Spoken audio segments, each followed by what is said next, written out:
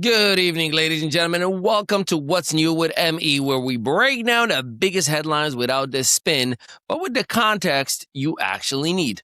I am Ali Mehdaoui, and tonight, a campus shooting that shook an Ivy League, a shocking attack on a beach festival in Australia, maritime warfare flaring in the Black Sea, U.S. troops killed in Syria, a World Cup match controversy in Seattle, and an NBA Cup final you didn't see coming. Buckle up.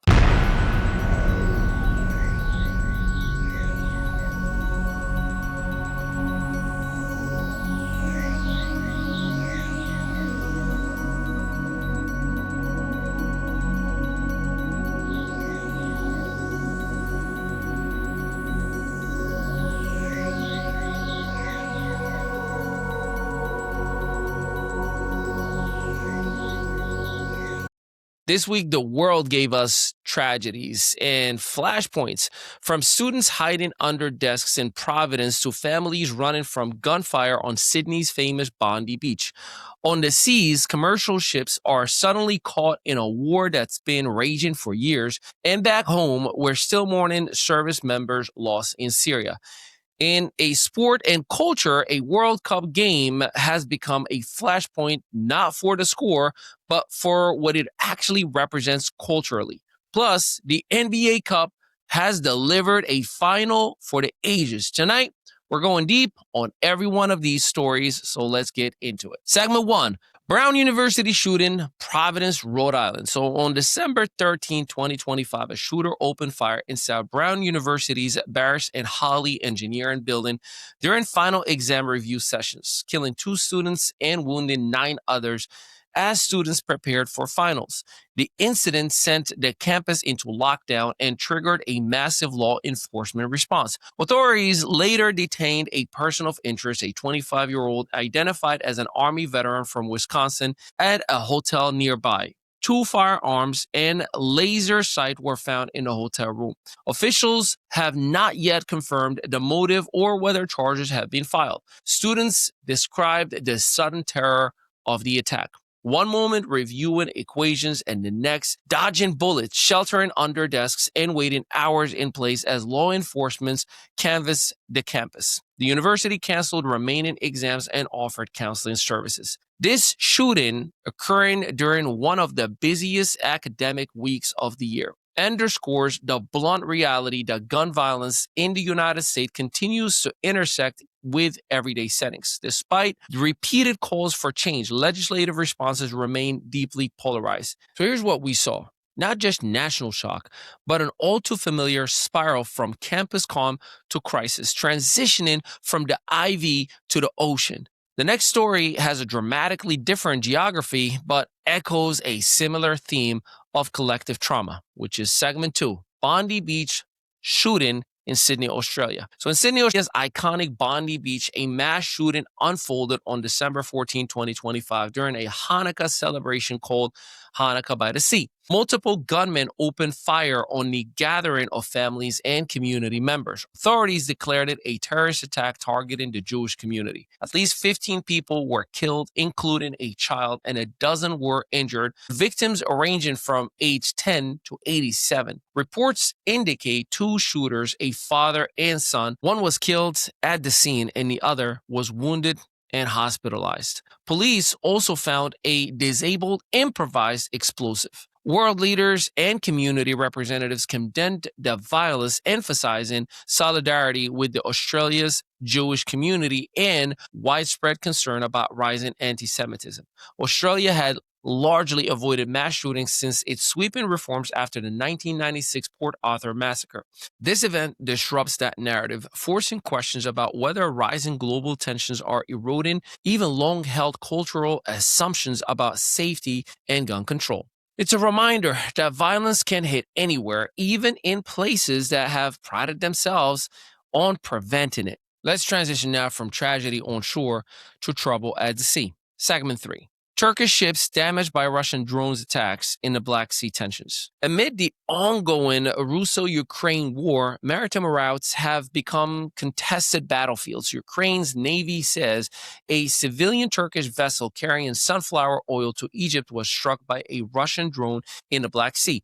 Although the crew was unharmed and the ship continued its journey, days earlier, Russia launched strikes on Ukrainian ports that resulted in damage to 3 Turkish-owned vessels, igniting fires aboard one ship and raising regional security and commercial navigation concerns. This isn't about military hardware.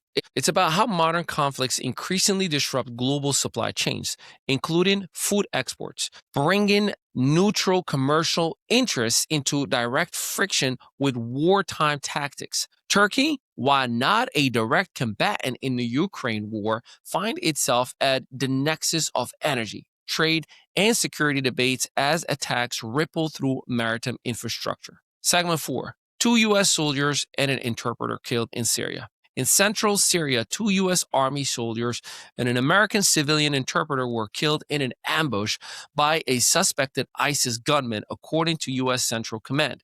3 other service members were wounded. The assailant was reportedly killed in the engagement. The soldiers were involved in joint counterterrorism operations in the Palmyra region, a territory still marked by volatile governance and lingering extremism elements. The deaths were publicly confirmed by Pentagon officials, and the U.S. vowed very serious retaliations following the attack. Even as headlines often shift, this reminds us that the fight against extremist network continues in complex theaters such as Syria, often far from home, but very real consequences. The loss of life here, both military and civilian interpreter, highlights the human cost of persistent instability and the unfinished business combating terrorist cells. Segment 5. Egypt versus Iran World Cup Pride Match Controversy. Now, scheduled for June 26, 2026 in Seattle, the FIFA World Cup group match between Egypt and Iran has become controversial because it was designated by local organizers as a pride match during Seattle's Pride weekend. Both the Egyptian and Iranian football federations filed official complaint with FIFA, arguing that LGBTQ plus pride celebrations conflict with their nation's cultural and legal frameworks where homosexuality is criminalized. World Cup organizers in Seattle have said the pride events will proceed outside the stadium even if FIFA does not officially endorse the designation inside the match venues. This story illustrates how global sporting events can become platforms for broader cultural and ideological debates, not just athletic competitions. Seattle's attempt to align World Cup visibility with pride celebrations shows the tension between local inclusivity initiatives and international norms or legalities from participating countries. It's a cultural negotiation played out on the world's biggest football stage. But it brings the question, is it necessary to risk global embarrassment as 6 billion people will be watching and can care less about your sexual orientation? Segment 6, NBA Cup Finals. The Knicks versus the Spurs. Now, in basketball, the Emirates NBA Cup has delivered a final matchup that captured midseason attention. The New York Knicks versus the San Antonio Spurs. Both teams advanced through competitive brackets to set up a championship showdown at the Cup final.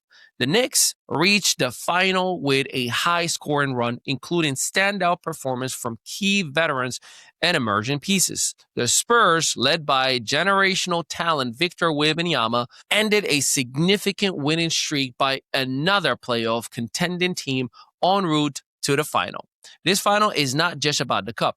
It's about narrative arcs in the NBA. A storied franchise, the Knicks, contending midseason for silverware, and a rising superstar, Wembanyama, putting a global spotlight on new competitive dynamics. It's a reminder how alternative format like the NBA Cup can shape storylines outside traditional standings. So, here's what this all means this week. The world is still wrestling with violence on multiple fronts, from campuses and beaches to the battlefields and shipping lanes. At the same exact time, global culture and sport continue to reflect broader debates about identity, inclusion, and competition. Thanks for tuning in to What's New with ME. Join us on the next episode for more straight-to-the-point news analysis. The world doesn't slow down, and neither do we. I'll see you on the next episode. Still marketing your business like it's the Yellow Pages era? Welcome to ME Studios, where local solopreneurs and small business owners catch up with the digital world and take over it. We help you go from invisible to undeniable. Featured on Spotify, iHeartRadio, Audible, Apple Podcasts, and Amazon Music. Plus, gain press exposure in over 100 to 300 major media outlets like Fox, ABC, CBS, NBC, and the CW. Right here in Eatontown, New Jersey, just steps away from the soon-to-be Netflix studios, our multi-unit facility is built for creators, entrepreneurs, and visionaries. Stop marketing like it's 1995. Start building your digital authority today with a team that gets it.